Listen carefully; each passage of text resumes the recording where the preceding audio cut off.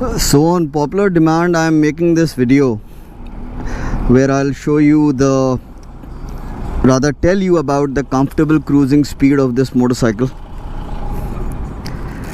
and you may consider it a highway review of sorts, because primarily, for people who tour on a regular basis, the most important thing for them is the comfortable cruising speed of the motorcycle that they have. And by comfortable cruising speed, I mean two things. Number one, the bike should not be stressed. So I'll show you the RPM. In fact, I would not be able to tell it to you while riding. You'll have to zoom and see, because the ref counter of this motorcycle is next to impossible to keep a tab on while riding. So you will have to zoom and check that, and I'll of course tell you about the vibrations. In fact, right off the bat, let me tell you that this unit has a lot more vibrations than the motorcycle I had tested at the first ride. Okay, I didn't zip up my jacket.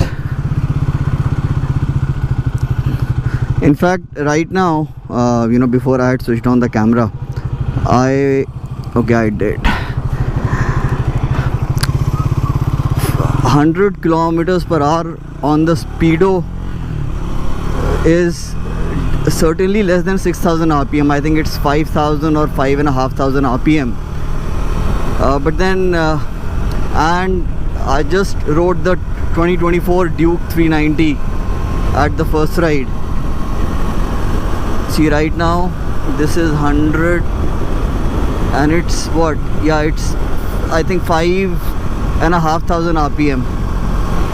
Now the Duke 390, that does 100 kilometers per hour at a shade less than 6,000 RPM. But then this motorcycle has a bigger has more Speedo error than the Duke 390.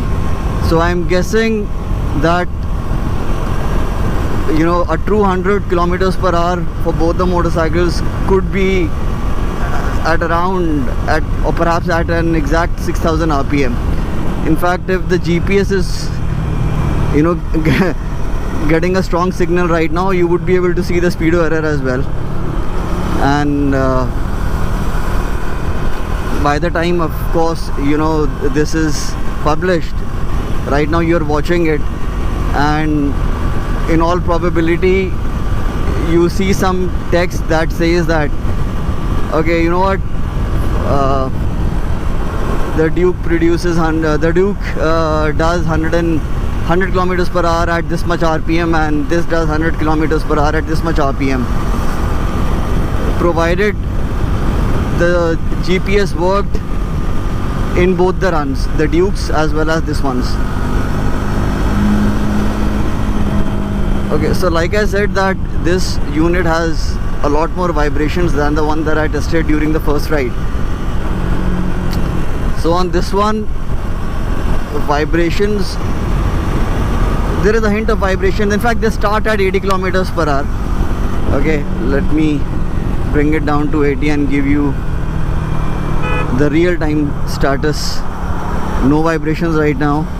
Okay, now I can feel I can certainly feel vibrations in the foot pegs. Now 90, yes, I can feel it in the seat as well. Nothing, well, a faint buzz in the handlebar, but nothing that would bother you. In fact, nothing. Okay, at 110 you certainly can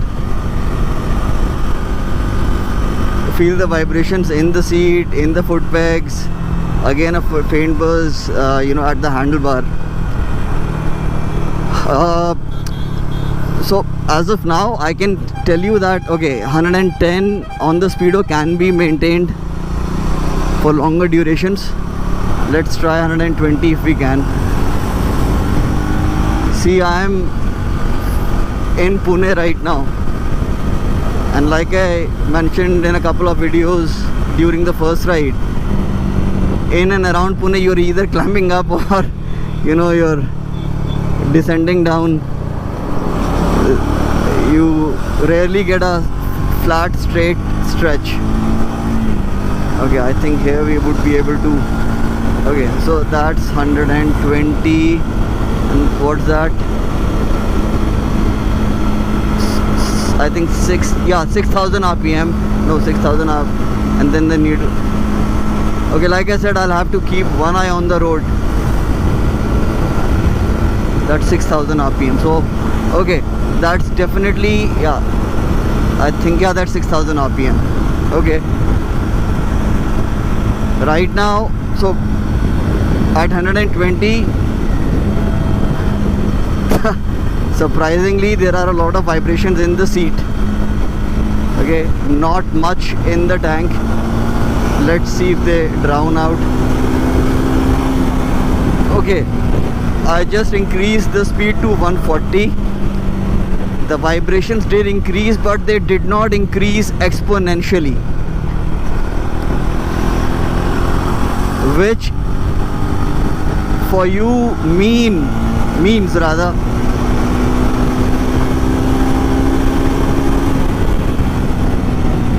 that, see, I'll tell you what, you can maintain 110 easily without getting numb anywhere. But then that's the least you would expect from a 400cc motorcycle.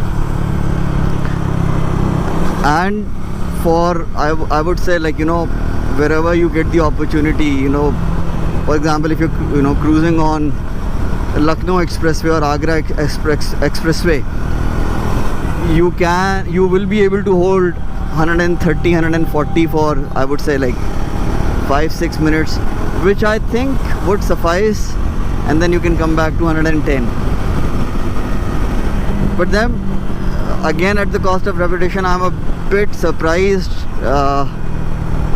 because this one has decidedly more vibrations than the unit I rode earlier, which is actually more surprising if you factor in that those were absolutely new motorcycles, and this has done what,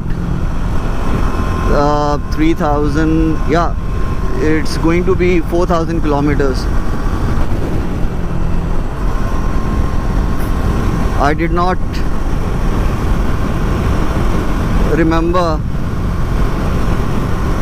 In fact, I forgot to switch off the hazards. I did that right now because, like I said, my eyes are on the road, and I just noticed that they were blinking.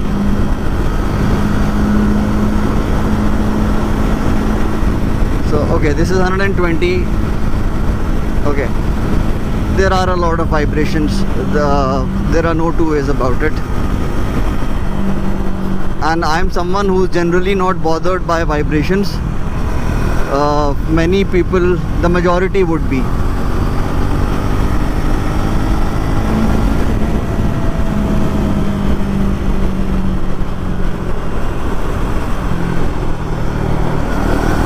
Thank you, brother, thank you.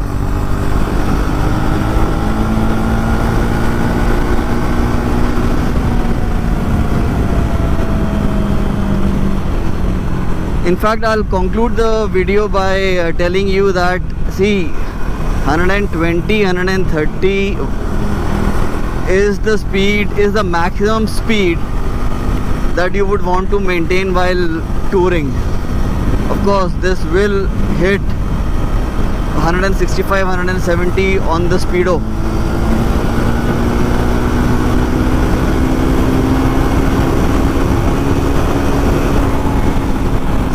The good part is that the vibrations, they do not increase exponentially like I said a while back. So that's the good part. So the crux is, you can cruise at 100, 110 easily and in between you can maintain 120 and 130 as well. Beyond that would be a task. So I hope this clarifies your doubts around the vibrations and the cruising speed RPM. See, this is 130 on the Speedo, and the bike does not feel stressed, to be honest. But then I reckon I would not want to keep it at 130 for like, you know, anything more than 5-6 minutes.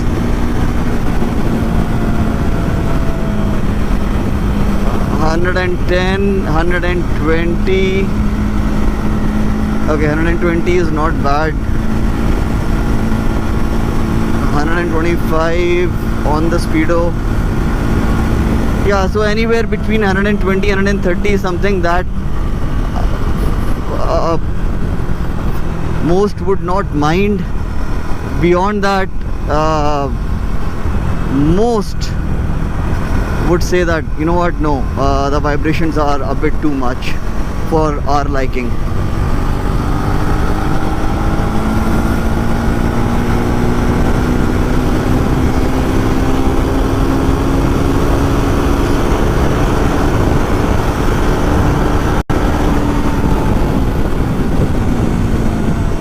Alright, I hope you like the video. Do leave a comment, do hit the like button, and do subscribe if you haven't already.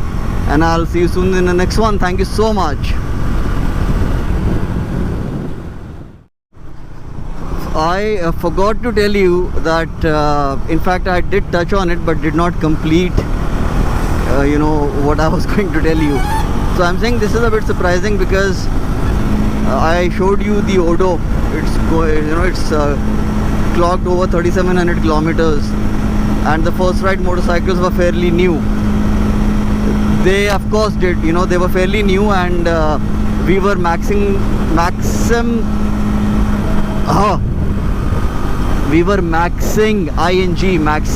them out at the track, on the roads, and they still had less vibrations.